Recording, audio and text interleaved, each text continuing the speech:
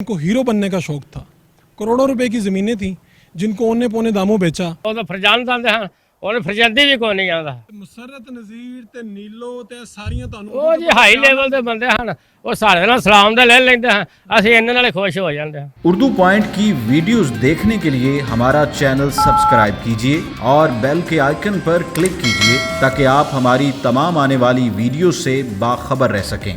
Urdu point की videos देखने के लिए हमारा चैनल सब्सक्राइब कीजिए और बेल के आइकन पर क्लिक कीजिए ताकि आप हमारी तमाम आने वाली वीडियो से बाखबर रह सकें।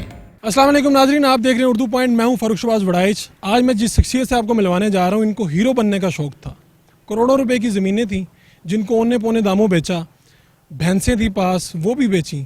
और शौक क्या था कि मैंने एक्टिंग करनी है। कुछ फिल्मों में काम भी किया लेकिन निस्बतन छोटे रोल किए और अपनी ज़मीनें अपनी भैंसें वो बेचकर एक्टर्स, डायरेक्टर्स, प्रोड्यूसर्स उनके साथ दोस्तियां की।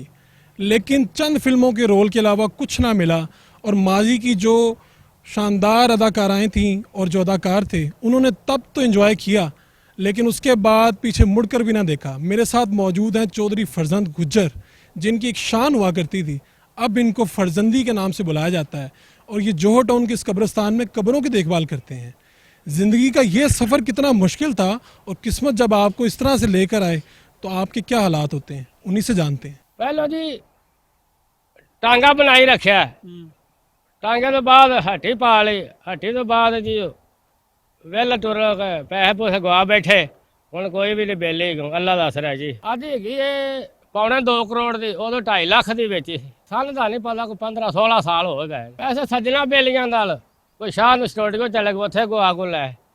ਕੋਈ ਭਲਵਾਨ ਬੇਲੀ ਬਣ ਗਿਆ ਅੱਛਾ ਸ਼ੁਕਰ ਵਾਲਾ, ਉਹਦੇ ਕੋਲ ਬਹਿਣ ਲੱਗ ਪਏ, ਉਹ ਬੇਲੀ ਬਣ ਗਿਆ। ਉਹਦਾ ਭਣੇਵਾਂ ਕਾਮਰਾ ਵੀ ਵਾਕਫ ਹੈ, ਅੱਕੇ ਦਾ ਪੁੱਤਰ ਜੀਮਾ ਵੀ ਵਾਕਫ, ਦਾੜੀ ਰੱਖੀ। ਉਹ ਬਹੁਤ ਅੱਛੇ ਆਦਮੀ ਸਨ, ਚੰਗੇ ਬੰਦੇ। ਸ਼ੁਕਰ ਵਾਲਾ ਰੋਟੀ ਖਵਾਉਂਦਾ ਹੁੰਦਾ ਸੀ ਹਰ ਬੰਦੇ, ਛੋਲਿਆਂ ਚਣਿਆਂ ਨਾਲ, ਗੋਸ਼ਤ ਨਾਲ। ਅੱਛਾ ਸ਼ੁਕਰ ਵਾਲਾ ਬਹੁਤ ਅੱਛਾ ਆਦਮੀ ਸੀ। ਇਹ ਗੁੱਜਰ ਸਿੰਘ ਦੇ ਕਿਲੇ ਦਾ ਰਹਿਣ ਵਾਲਾ ਸੀ। ਫਿਲਮਾਂ 'ਚ ਕੰਮ ਕਰਨ ਦਾ ਸ਼ੌਕ ਸੀ ਤੁਹਾਨੂੰ? ਹਾਂ ਜੀ, ਸ਼ੌਂਕ ਸੀ, ਪਰ ਸ਼ੌਂਕ ਪੂਰਾ ਨਹੀਂ ਹੋਇਆ। ਹਾਂਜੀ, ਕਿੰਨੀਆਂ ਫਿਲਮਾਂ 'ਚ ਕੰਮ ਕੀਤਾ? ਬਸ ਉਹ ਹੱਥ ਜੋੜੀ ਦੇ ਸ਼ੇਰਾਂ 'ਚ ਘੋੜਾ ਹੀ ਭਜਾਇਆ ਥੋੜਾ ਬਹੁਤਾ। ਕਿਹੜੀ ਫਿਲਮ 'ਚ?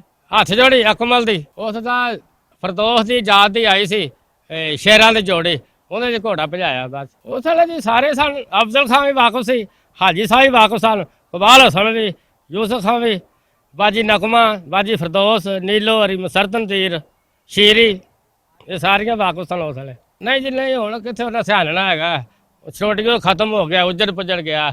ਨਾ ਆਪਾਂ ਕਦੇ ਗਏ ਨਹੀਂ ਉੱਥੇ। ਹੁਣ ਖਰਚਾ ਕਿਹਦੇ ਤੇ ਕਰਦੇ ਸੀ? ਇਹਨਾਂ ਲੋਕਾਂ ਨੂੰ ਕੀ ਖਵਾਉਂਦੇ? ਖਰਚਾ ਜਿੰਨਾ ਜਿਹੜਾ ਕੋਈ ਆਂਦਾ ਸੀ ਰੋਟੀ ਸਾਵਰ ਹੋਟਲ ਲਿਆ ਕੇ ਖਵਾ ਦੀ ਸੀ। ਉਹ ਉੱਥੇ ਸੱਜਣਾ ਬੇਲੀਆਂ ਯਾਰ ਜੋੜ ਦਿੱਤੇ। ਤੇ ਘਰ ਦਾ ਕੀ ਕੀਤਾ ਤੁਸੀਂ? ਘਰ ਦਾ ਕੁਛ ਨਹੀਂ ਬਣਾਇਆ, ਬਸ ਲੋਕਾਂ ਨੇ ਲੱਗੇ ਫਿਰ। ਘਰ ਦਾ ਨਹੀਂ ਸੋਚਿਆ, ਲੋਕਾਂ ਦੇ ਬੇਲੀ ਬਣ ਗਏ ਵੀ ਮੇਰਾ ਜੱਗ ਤੇ ਨਾ ਰਵੇਗਾ।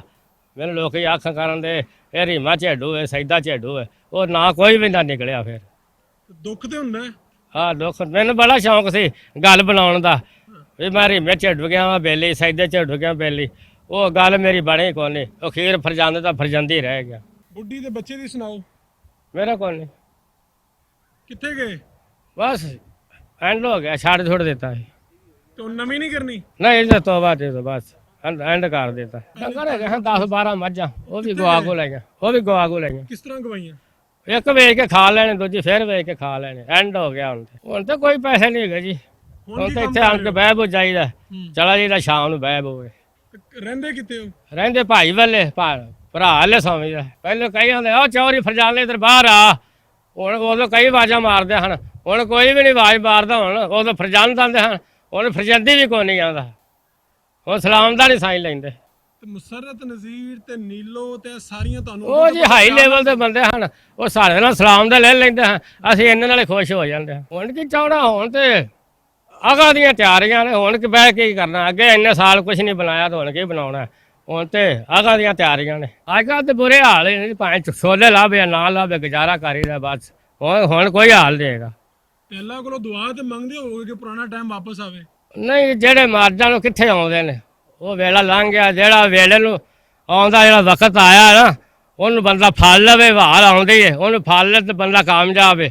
ਤੇ ਜੇ ਵਾਰ ਲੰਘ ਜਾਏ ਤੇ ਫਿਰ ਬੰਦਾ ਪਛਤਾਉਂਦਾ ਰਹਿੰਦਾ। ਸਾਡੀ ਵਾਰ ਲੰਘ ਗਈ ਹੈ, ਹੁਣ ਪਛਤਾਉਣੇ ਆ। ਹੁਣ ਅਸੀਂ ਉਹ ਵਕਤ ਹੱਥ ਨਹੀਂ ਆ ਸਕਦਾ।